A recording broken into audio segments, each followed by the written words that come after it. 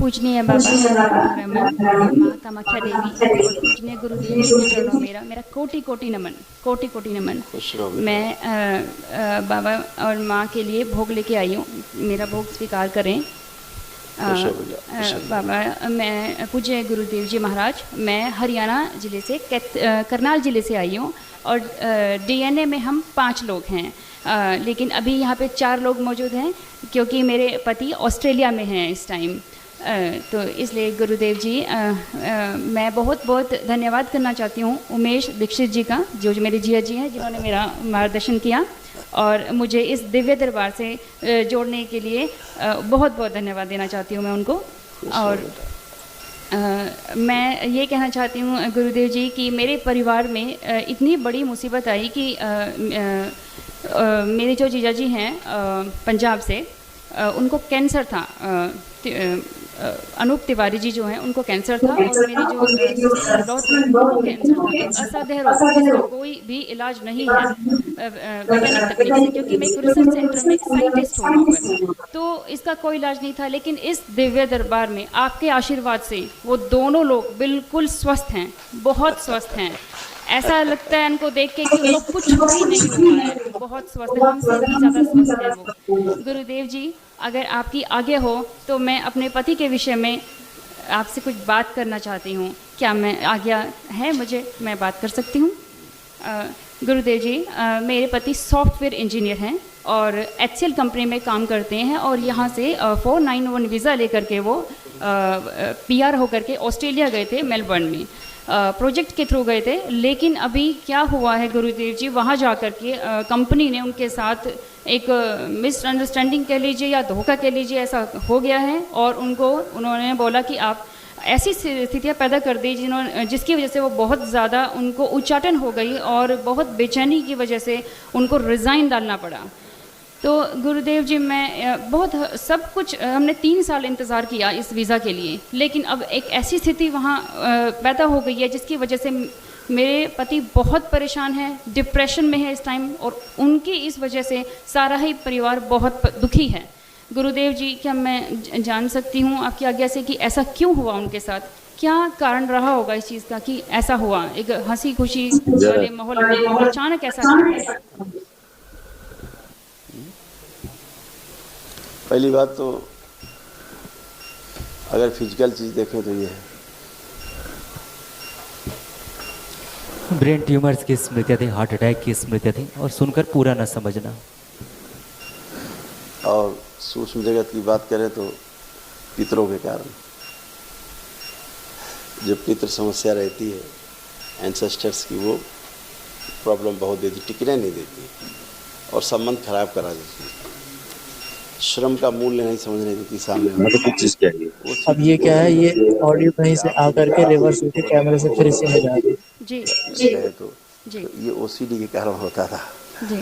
और उसका दुष्प्रभाव जाता ही जाता था। उनको उनके भी हाथों में जलन होना, ब्लड प्रेशर असंतुलित रहना, साथ में एकदम से जैसे लगे सब फ्रीज हो गया है, कुछ दिमाग काम न करना, पागल जैसे एकदम हो जाना, गुस्सा बहुत ज़्यादा जी, उससे फिर लड़ाई, ये वो, नफरत, चिढ़ सब कुछ पैदा होता है ना जी गुरुदेव जी। इस वजह से समस्या रहती थी। हृदय में भी समस्या उनको बनने लग गई थी, ब्रेन में बनने लग गई थी, इसी तनाव से। आपने बहुत अच्छा किया जो दरबार से आप जुड़े, जिसके कारण अच्छे हैं। आज जब आपसे बात करेंगे तो बहुत प्रेम से बात करेंगे और मूड उनका बहुत जल्दी स्विंग होता था। मतलब अचानक से ये करना है, छोड़ो, नहीं करना है, अब ये करना है।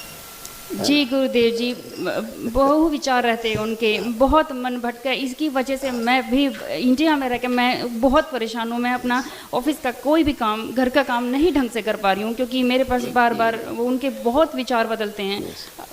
ऐसा हो मेडिकल लैंग्वेज में जी कहा जाए तो बाइपोलर डिसऑर्डर। जी जी जी, ऐसे उनको। और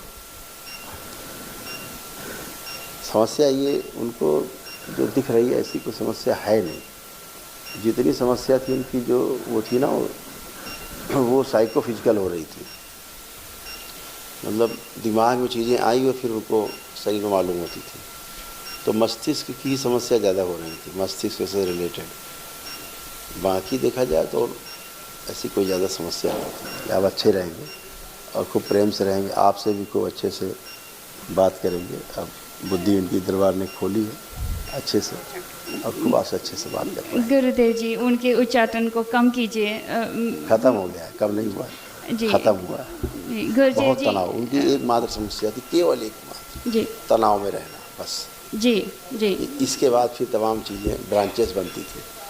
जी गुरुदेव जी। गुरुदेव जी, एक मेरा और प्रश्न आपसे कि क्या ये फैसला वहाँ जाने का, हम वहाँ पे सभी सेटल होना चाहते हैं, क्या ये फैसला ठीक रहेगा? ये उनकी व्यवस्था, मैं आपसे विनती करती हूँ कि गुरुदेव जी हमारी कुछ ऐसा व्यवस्था कर दीजिए उनके लिए कि वो वहाँ पे सेटल हो जाएं। मतलब उनको कोई प्रोजेक्ट मिल जाए, ज़रूरी नहीं है कि इसी कंपनी में नहीं, लेकिन व्यवस्था बना दीजिए गुरुदेव जी। मैं बारंबार आपको नमन करती हूँ, मैं विनती कर रही हूँ आपसे कि ऐसी कुछ व्यवस्था कर दीजिए।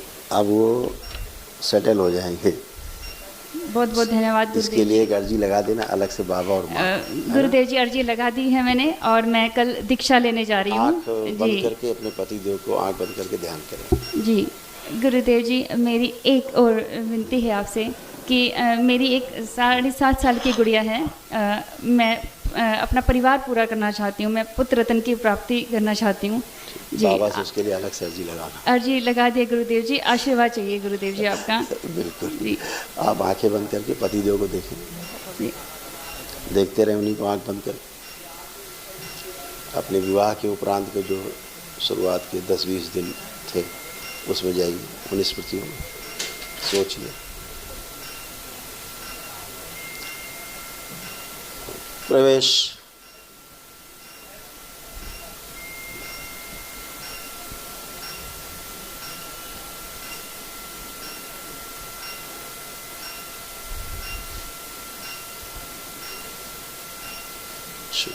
एक दूसरे के प्रति अटूट विश्वास के साथ बैलेंस। 3 बार बोलिए ओम नमः शिवाय, ओम नमः शिवाय, ओम नमः शिवाय, ओम नमः शिवाय। प्रहार। आँख खोलिए, अपना बंधन खींचिए 3 बार ओम नमः शिवाय बोल के। ओम नमः शिवाय, नमः शिवाय, नमः शिवाय।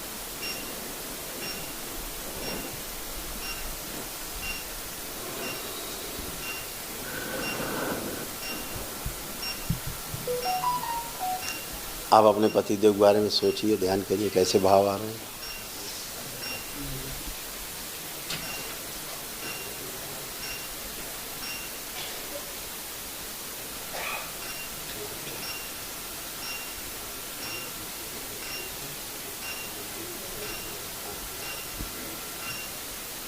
उनके बारे में उनको देख के सोच के क्या भाव आ रहे हैं, खराब या अच्छे? नहीं गुरुदेव जी, अच्छे भाव आ रहे हैं, पॉजिटिविटी आ रही है। जी वो आपको स्वयं ही कॉल करेंगे, चिंता मत करिए। बहुत बहुत खुश रहिए। बहुत बहुत धन्यवाद गुरुदेव जी, बहुत बहुत धन्यवाद। दरबार का ऑफिशियल चैनल करौली सरकार ईश्वरीय चिकित्सा विज्ञान केंद्र चैनल को जरूर सब्सक्राइब करें। नमः शिवाय।